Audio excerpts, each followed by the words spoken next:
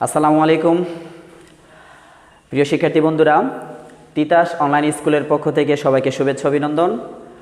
আমি মোহাম্মদ মুজাম্মেল হক, সহকারী শিক্ষক, নারায়ণদিয়া কলিমা উচ্চ বিদ্যালয়। আজকে আমি রসায়ন বিজ্ঞান বইয়ের পঞ্চম অধ্যায় অর্থাৎ রাসায়নিক বন্ধন এই অধ্যায়ের একটা টপিকস নিয়ে আলোচনা করব। সেই টপিকসটা হচ্ছে যোজ্যতা, ইলেকট্রন ও যোজনী। যোজ্যতা, ইলেকট্রন এবং যোজনী এই অধ্যায়ের জন্য খুবই গুরুত্বপূর্ণ একটা বিষয়। আমাদের প্রত্যেকের অবশ্যই এই বিষয়টা সম্পর্কে ধারণা থাকা উচিত। তাহলে চলো আমরা যোজ্যতা, ইলেকট্রন এবং যোজনী সম্পর্কে বিস্তারিত জেনে নিই। যোজ্যতা, ইলেকট্রন।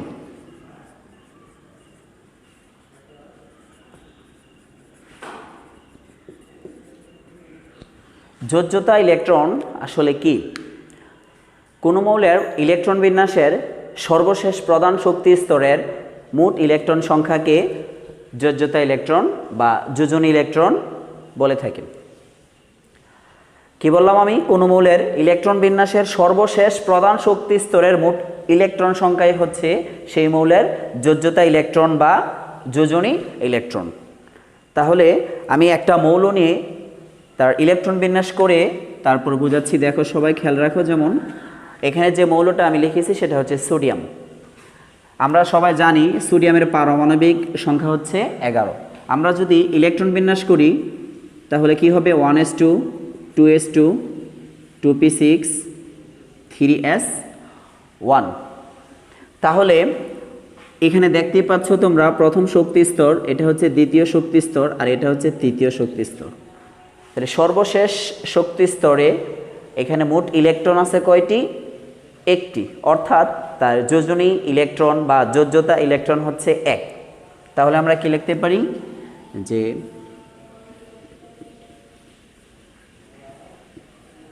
যোজ্যতা ইলেকট্রন, এর যোজ্যতা ইলেকট্রন হচ্ছে 1। আমি আরেকটা মৌল দিয়ে দেখাই, যেমন ক্লোরিন।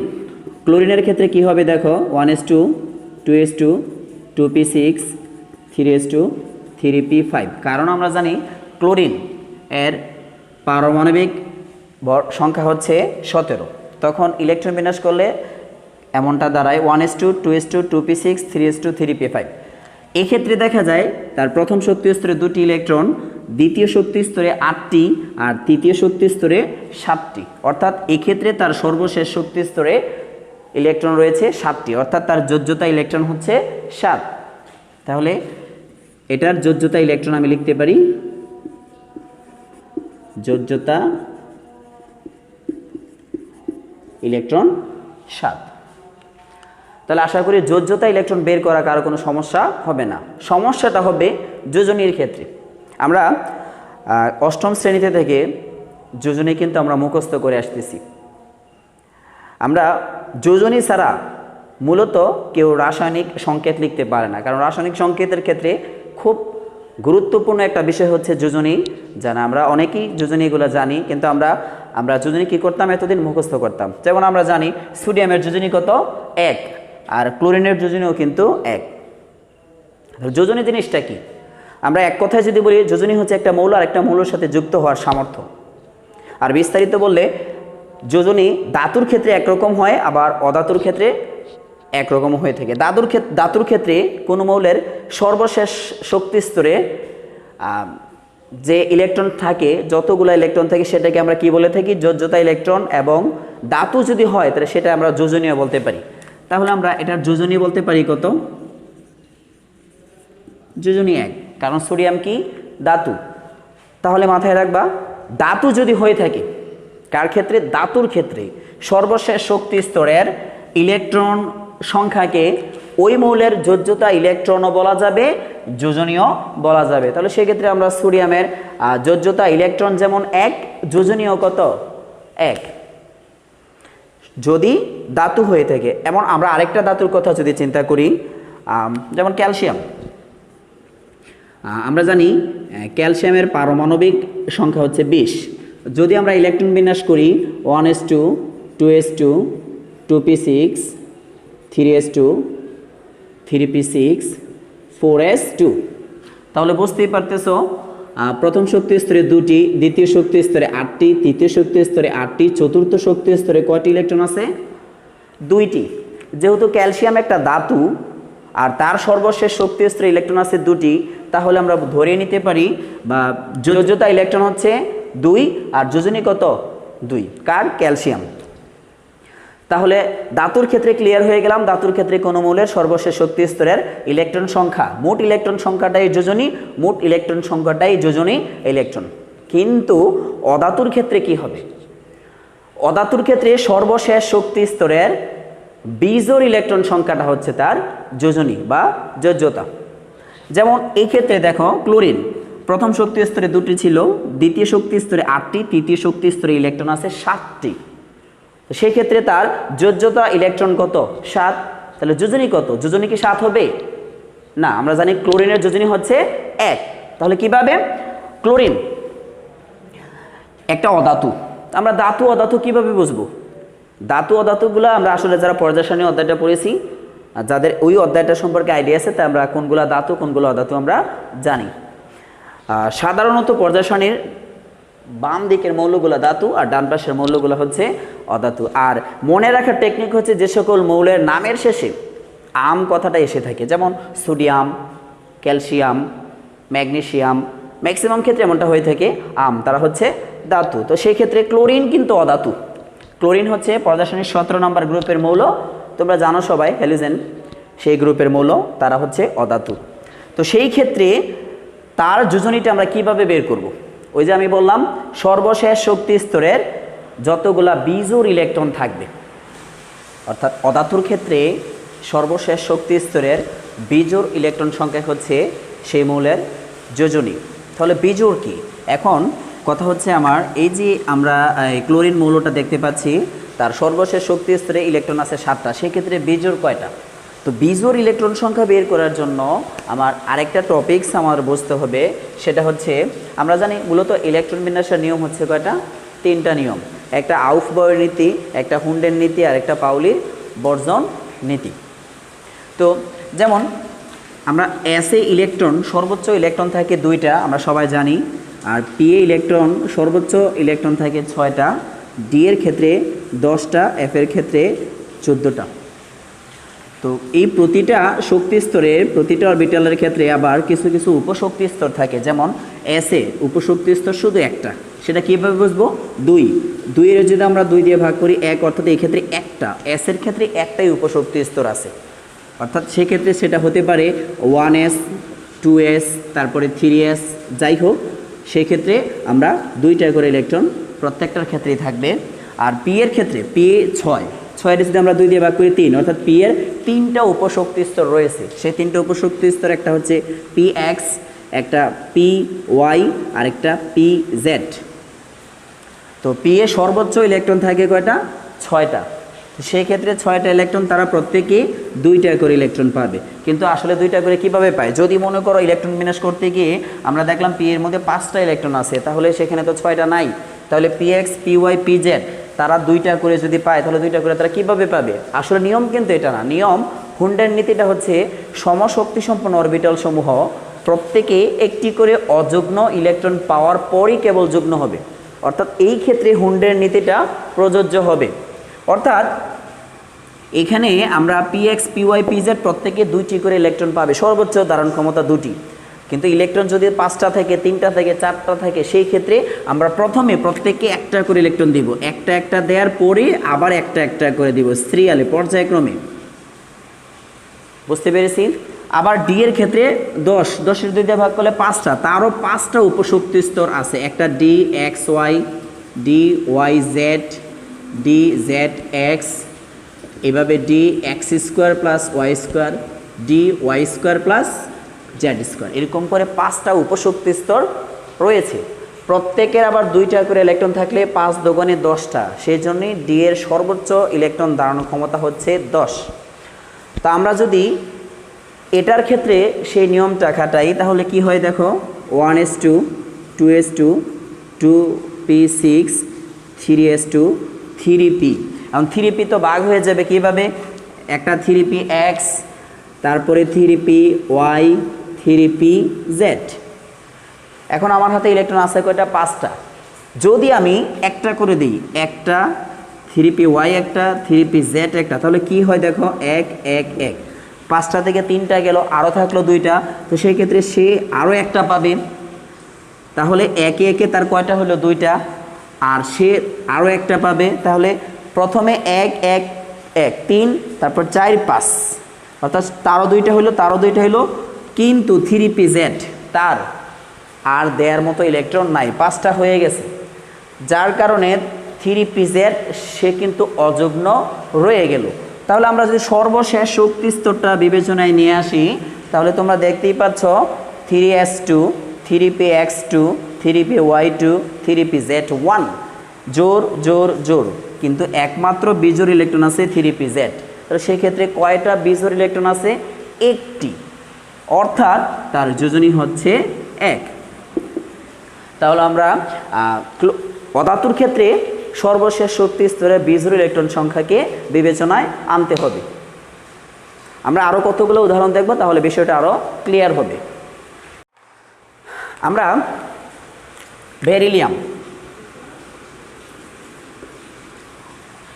এটা হচ্ছে বেরিলিয়াম, বুঝতেই পারতেছো সেটা কি, ধাতু। তো বেরিলিয়ামের পারমাণবিক সংখ্যা হচ্ছে 4। তো ইলেকট্রন বিন্যাস করলে 1s2 2s2 4। প্রথম সর্বশেষ শক্তি স্তরে ইলেকট্রন কয়টা আছে, 2টা। তো আমরা আগেই বলেছি যদি ধাতু হয়ে থাকে তাহলে সর্বশেষ শক্তি স্তরে যতটা ইলেকট্রন থাকবে সেটাই তার যোজনী ইলেকট্রন এবং সেটাই তার যোজনী বা যোজ্যতা। কিন্তু যদি অধাতু হয়ে থাকে, যেমন মনে করো আমরা একটা অধাতুর কথা ধরি, নাইট্রোজেন, নাইট্রোজেনের হচ্ছে 7। আমরা জানি নাইট্রোজেনের যোজনী হচ্ছে 3। তাহলে আমরা যদি ইলেকট্রন বিন্যাস করি তাহলে 1s2 2s2 2p3।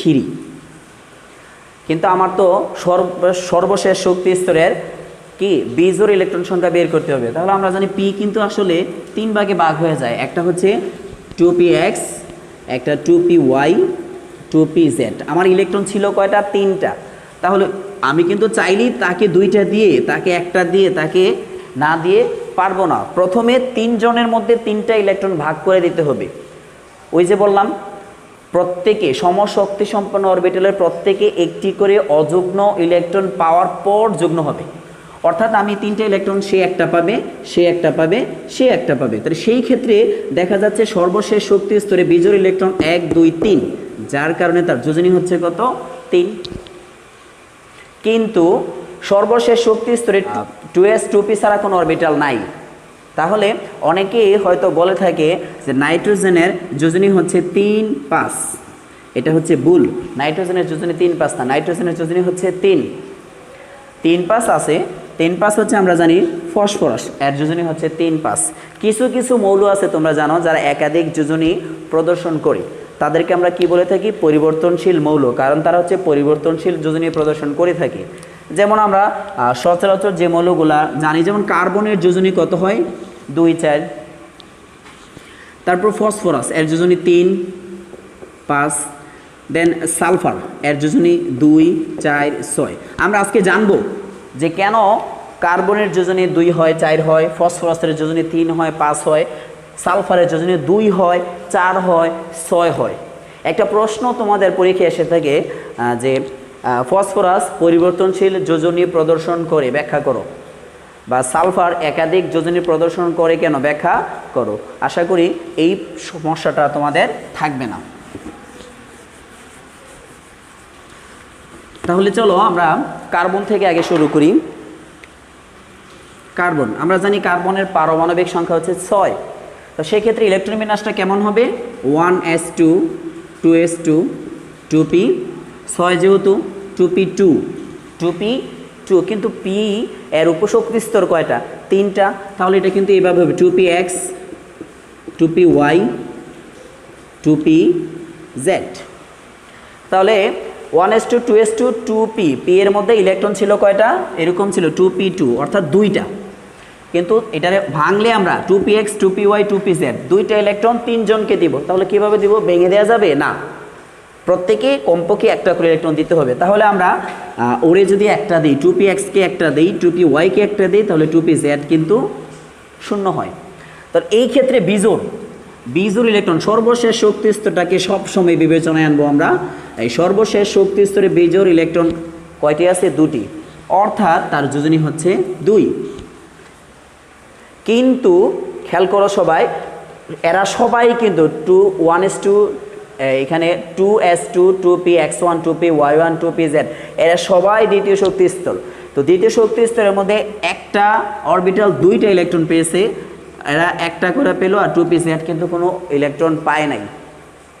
আমরা নিয়ম অনুযায়ী দিয়েছি, কিন্তু সত্যিকার অর্থে আমরা যদি কার্বনকে উত্তেজিত করি, উত্তেজিত অবস্থায় তখন 1s2, অর্থাৎ এমন হয়ে যায় যে আমরা যদি মনে করো, আমি উদাহরণ টানছি, একই ক্লাসের আমার কাছে 4 জন শিক্ষার্থী আছে, তো যাদেরকে আমি মিষ্টি বিতরণ করব। তো বিতরণের ক্ষেত্রে আমি একজনকে 2টা মিষ্টি দিলাম, আর একজনকে একটা দিলাম, আরেকজনকে আরেকটা দিলাম, আরেকজনকে কোনো মিষ্টি দিলাম না। তাহলে সেক্ষেত্রে কি হবে? প্রথম কথা হচ্ছে, আমি কোনো নিয়ম অ্যাপ্লাই করে যদি মিষ্টি দিয়ে থাকি, তাহলে আমি এভাবে ওরে 2টা, ওরে একটা, ওরে একটা, মোট 4টা মিষ্টি দিলাম, আর এই মিষ্টি নাই, সো আমার কোনো সুযোগ নাই। এটা হচ্ছে স্বাভাবিক নিয়ম অনুযায়ী যখন দিলাম। কিন্তু কেউ যদি উত্তেজিত করে যে মিষ্টি পেল না, তাকে যদি কেউ বলে যে দেখো স্যার কী করলো, একজনকে 2টা মিষ্টি দিয়েছে, আর একজনকে একটা, ওরে একটা দিয়েছে, আর তোমাকে একেবারে দেয় নাই, কিন্তু দেখো স্যার এখানে পক্ষপাতিত্ব করেছে। স্যার যদি যে প্রথম যাকে আমি 2টা মিষ্টি দিয়েছি, সে যদি এভাবে বলে যে যাকে 2টা মিষ্টি দিয়েছে তাকে 2টা মিষ্টি না দিয়ে কিন্তু সে পারতো স্যার তোমাকে একটা মিষ্টি দিতে, তাহলে কি হবে? সে আবার পরবর্তীতে আমার কাছে আসবে, এসে বলবে স্যার আপনি তো এখানে পক্ষপাতিত্ব করলেন, স্বজনপ্রীতি করলেন, ওরে কিন্তু স্যার আপনি 2টা মিষ্টি দিলেন, আমাকে কিন্তু একটাও দিলেন না। তাহলে আমি কি করব? ওর কাছ থেকে একটা মিষ্টি এনে ওকে দিতে হবে। আচ্ছা, আমি উদাহরণ টানলাম। তো এই ক্ষেত্রেও কিন্তু সেম ঘটনাটা ঘটেছে। কিভাবে? সে দেখো 2টা ইলেকট্রন পেয়েছে, সে একেবারেই পায় নাই। তো যদি আমি কার্বনকে উত্তেজিত করি, সেক্ষেত্রে 2s2 সে একটা ইলেকট্রন ছেড়ে দিবে। তো একটা ইলেকট্রন যদি ছেড়ে দেয়, সে কি করবে? এই একটা ইলেকট্রন তাকে দিয়ে দিবে। তখন ঘটনা ঘটবে 2s1, 2px1, 2py1, 2pz1। তাহলে আমরা তখন দেখতে পাবো যে কার্বনের সর্বশেষ শক্তি স্তরে বিজোড় ইলেকট্রন কয়টি আছে? 4টি। সেজন্য কি হয়ে থাকে? কার্বনের যোজনী স্বাভাবিক অবস্থায় 2, আর উত্তেজিত অবস্থায় কত? 4। সেজন্য কার্বনের যোজনী হয় 2, 4। অর্থাৎ কার্বন কি করে? একাধিক যোজনী প্রদর্শন করে বা পরিবর্তনশীল যোজনী প্রদর্শন করে। তাহলে চলো এরপরে আরো কয়েকটা দেখি আমরা, যেমন ফসফরাস।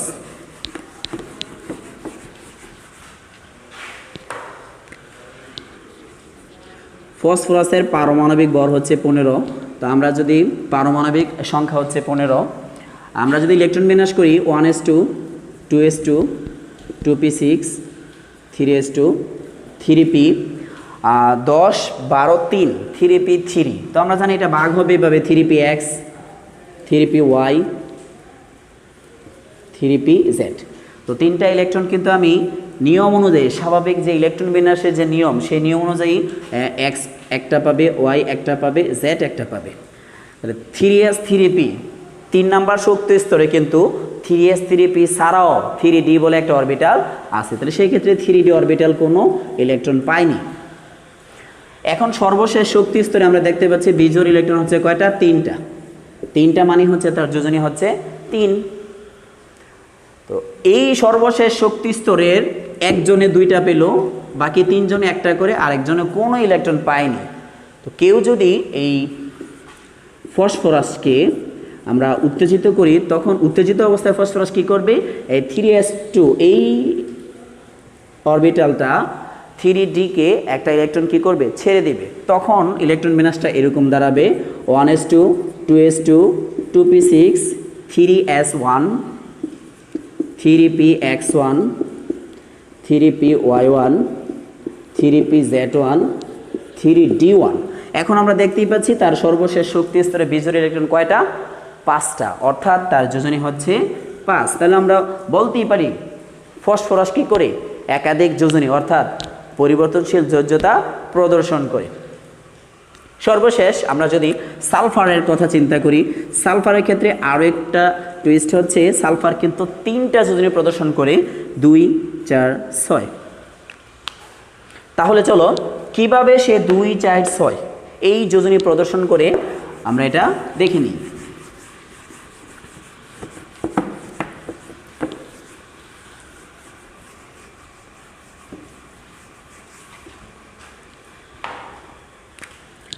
সালফার আমরা জানি এর পারমাণবিক সংখ্যা হচ্ছে 16।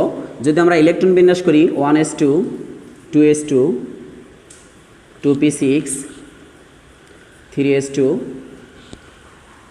10 12, এখানে কত হবে 3p4। তো আমরা তো জানি 3pটাকে আমরা ভাগ করে নেব 3px 3py 3pz। আমার হাতে ইলেকট্রন ছিল 4টা। তো নিয়ম অনুযায়ী প্রথমে সে একটা পাবে, সে একটা পাবে, সে একটা পাবে, তাহলে কটা গেল 3টা, আর বাকি থাকলো কয়টা, একটা। তার মানে তাকে আবার একটা দিতে হবে, তখন সে পাবে 2টা, সে পাবে একটা, সে পাবে একটা। তাহলে তোমরা বুঝতেই পারতেছো সর্বশেষ শক্তি স্তরে কিন্তু আমরা 3s 3p ছাড়াও কিন্তু 3d বলে একটা অরবিটাল রয়েছে, তাহলে সে কিন্তু কোনো ইলেকট্রন পায়নি। এটা হচ্ছে স্বাভাবিক নিয়ম। সেই নিয়মে আমরা দেখতে পাচ্ছি তার সর্বশেষ শক্তি স্তরে ইলেকট্রন কয়টি, বিজোড় ইলেকট্রন হচ্ছে 2টি। কয়টি, 2টি, অর্থাৎ তার যোজনী কত, 2। এখন দেখা গেছে 3s2 3px2 3py1 3pz1 3d1। তাহলে কিন্তু সর্বশেষ শক্তি স্তরের s অরবিটালে 2টা পাইছে, p অরবিটালও 2টা পাইছে, কিন্তু তারা একটা করে পেল, d কিন্তু কোনো ইলেকট্রন পায় না। এখন যদি কেউ সালফারকে উত্তেজিত করে তাহলে কে ছাড়বে, 3px না 3s, কে ইলেকট্রন ছাড়বে? প্রথম অবস্থায় তো একটা ইলেকট্রন ছাড়বে। এখন এখানে একটা চিন্তার বিষয় হচ্ছে 3s2 সে একটা ইলেকট্রন ছেড়ে দিবে নাকি 3px2 সে ছাড়বে। সেই ক্ষেত্রে দেখো এখানেও কিন্তু আমি উত্তেজিত করলাম, এই ক্ষেত্রে s ইলেকট্রন ছেড়ে দিবে নাকি 3px ইলেকট্রন ছেড়ে দেবে। তো আগে s অরবিটাল এক জিনিস আর এরা কিন্তু সবাই p। তো p এর মধ্যেই দেখো একজন একটা পাইছে, সেও একটা পাইছে, তাদের মধ্যে একজন আবার 2টা পাইছে। তাহলে আগে তো এই প্যাচটা ভাঙতে হবে। এখন যদি প্রথম ওইটার আমরা উত্তেজিত করি, সালফারকে যদি প্রথমত উত্তেজিত করি, তখন আগে p ছাড়বে, তখন ঘটনা ঘটবে এরকম 1s2 2s2 2p6 3s2 এই পর্যন্ত ঠিক থাকবে। এই px সে একটা ইলেকট্রন ছেড়ে দিবে, তখন হবে 3px1 3py1 3pz1 তারপর 3d1। তাহলে তোমরা দেখতে পাচ্ছ যে এর সর্বশেষ শক্তিস্তর ইলেকট্রন কয়টা হয়েছে, 4টা। অর্থাৎ বুঝতেই পারতেছি সেই ক্ষেত্রে তার যোজনী হচ্ছে কত, 4। কিন্তু ডি কিন্তু এখানে শেষ না, আবার 3 নাম্বার শক্তিস্তরে কিন্তু এখনও ঝামেলা আছে। 3 নাম্বার শক্তিস্তরের মধ্যে একজনে সবাই একটা করে পাইছে, কিন্তু একজন আছে সে কয়টা পাইছে, 2টা ইলেকট্রন পাইছে। তাহলে আরও উত্তেজিত করা যাবে। তো আরও উত্তেজিত করলে আমরা যদি এইবার সালফারকে আবার উত্তেজিত করি, তখন ঘটনা ঘটবে 1s2 2s2 2p6 3s2, অর্থাৎ 3s2 তখন কিন্তু সে 2টা ইলেকট্রন রাখতে পারবে না, সে একটা ইলেকট্রন রাখবে আর একটা ইলেকট্রন ছেড়ে দেবে। তখন এমন হবে 3px1 3py1 3pz1 3d1 ছিল।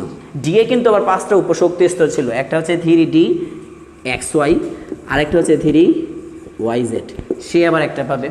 আরও ইলেকট্রন খালি থাকবে, যেমন মনে করো এখানে আরও যেগুলো আছে 3dz এগুলো খালি থাকবে, তাতে কোনো সমস্যা নাই। কিন্তু এখানে 3 নাম্বার শক্তি স্তরে আর কোনো ঝামেলা নাই, কারণ এরা প্রত্যেকেই এক এক এক এক করে ইলেকট্রন পেয়েছে। তাহলে এবার দেখো সর্বশেষ শক্তি স্তরে কয়টা বিজোড় ইলেকট্রন, 1 2 3 4 5 6, অর্থাৎ তার যোজনী হচ্ছে 6। এটা আমরা না লিখতেও পারি,